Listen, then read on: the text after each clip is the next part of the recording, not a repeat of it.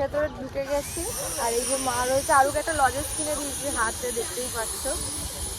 আর এই যে এখান থেকে খাবার নিলাম, এখানে নিয়েছি একটা পিৎজা রয়েছে আর একটা চিকেন, কি একটা যেন নাম ভুলে গেছি, চিকেনেরই দুটো, একটা চিকেন হটডগ আর একটা চিকেনের কি যেন প্রিপারেশন ছিল ভুলে গেছি।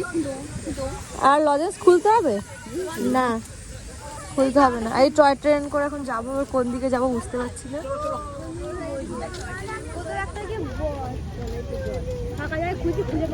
ওই তো এখানে বসবো, বসে খাওয়াই মেয়েটাকে। অনেক বছর পর ইকো পার্ক আসলাম, প্রায় 6-7 বছর পরে তো আমি আসলাম। 6 বছর 7 বছর হয়ে গেছে।